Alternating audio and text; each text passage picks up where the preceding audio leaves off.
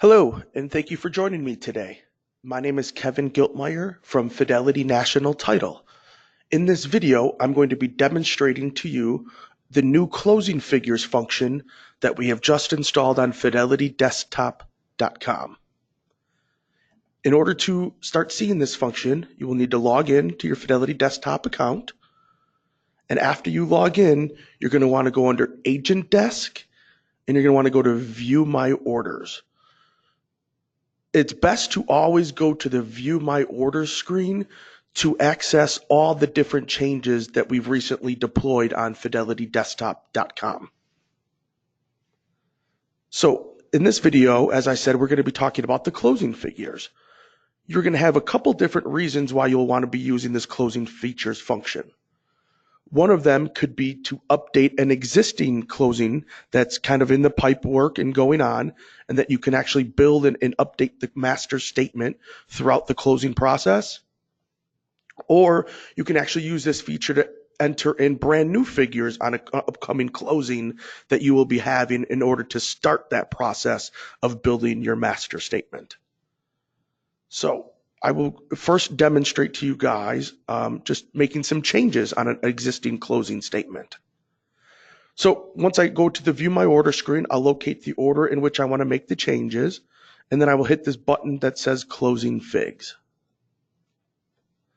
Once I hit that button, it goes to our production system and pulls in all the information that we have currently in our system in regard to that closing statement. So as you can see, it kind of pulled in a lot of the information that we already have within our production software to build the master statement. Here you can add additional items that you need from our drop-down menu that's down here, as you can see, or you can make changes to what's currently in there. So let's pretend for this particular order, our payoff no longer is $74,000. It's actually going to be $80,000. So once I make the changes that I need, I can come up here in the corner of Fidelity Desktop and hit Submit to F&T. What that will do is that will trigger us to return back to you a master statement. You can also use the Save feature, which will store the figures here in Fidelity Desktop. However, you will not be returned a master statement. So I'm going to go ahead and click Submit to F&T. So what that will do is that will trigger our software to pick this file up and then to add in the new payoff amount that we changed of $80,000. So as you can see, the system automatically did that, and it came back and it dropped me back on the View My Orders page. And as you can see, for this particular file that we were working on, under Closing Figs, it now says Pending. And that is because our system is still working on making the changes to that master statement for this particular file. Once those changes have been made, you will receive an email, and this will no longer say pending. So while we're waiting for that email to come in, I'm going to go ahead and I'm going to click over to Closing Figures for this file, and this is where we can actually start and enter maybe a brand new closing statement to get started with that. Again, the system goes to our production software, pulls in everything that's currently right now on the master statement. And as you can see, the only things that we have right now on our master statement are basically our title charges. Now, as an attorney, if you want to start building your master statement, you can choose all the different fields that we have in our drop-down menu here. We did put a lot of the most common fields on our drop-down, but if for some reason you have one that you need to add to that's not currently listed here, you can go to this miscellaneous section and actually enter anything you need to in there. But for the demonstration purposes, first I'm going to add an attorney fee. So I can go to attorney fee and I hit my little plus sign.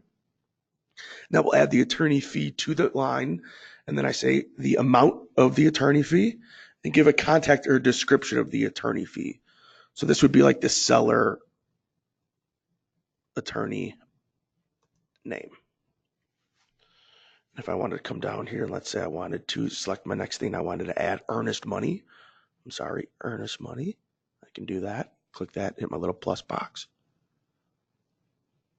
Come in here and say earnest money of $1,000. And then hit my little box where I can fill in the contact or the description of it, and I can actually list who is actually holding the earnest money. So this particular one, let's pretend that ABC Realty is holding the earnest money since they are the listing agent. Speaking of listing agent, let's go ahead and add our listing commission in. Listing commission, hit our plus.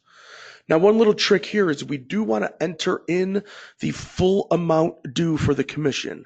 So even though ABC Realty is holding $1,000 in earnest money, and technically at the closing table, they're only due $4,000, I still want to add in the entire commission amount of $5,000 that's actually due to them, because our system will pick up that they are already holding the earnest money and then only cut them a check for the remainder. So if I want to come down here and hit commission for the other side, so I want to go to my selling commission, hit my plus sign, add in their full amount that's due to them.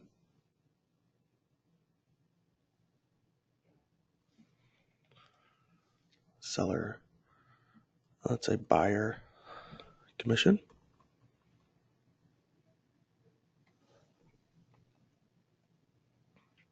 And if I wanted to come down here and maybe add in a tax proration, for right now, we could do a current year tax proration, my little plus. Tax proration, after I calculate the amount, I'll enter the full amount due here that will be credited here. So let's say $950. And that's going from the very first of the year, January 1st, to our closing date. And this particular closing date is going to be in August 15th. So I can come in here. Now let's say I wanted to add something like a survey. I could do survey, hit my plus sign. Let's say the survey is going to be $500 payable to survey company.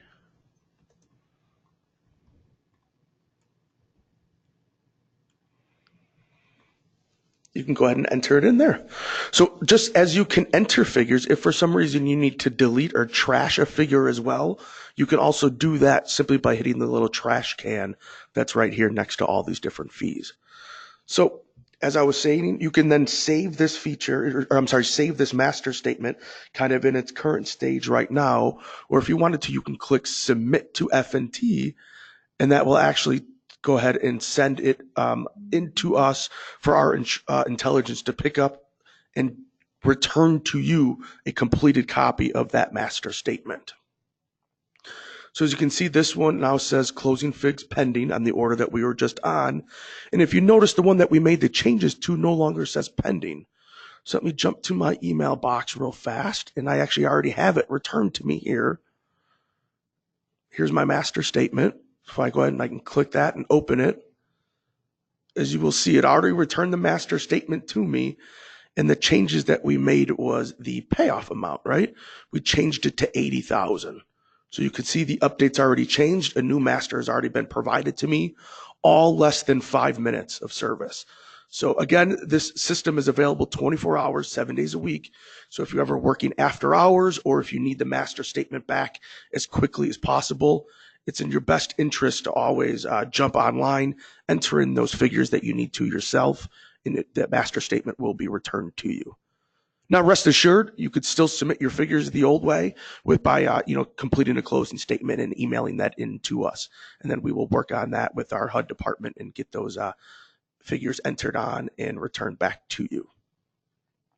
So thank you guys very much for joining today. If you have any other questions, please feel free to reach out to your account executive, or you can reach out to me, Kevin Giltmeyer, and I'm with Fidelity National Title.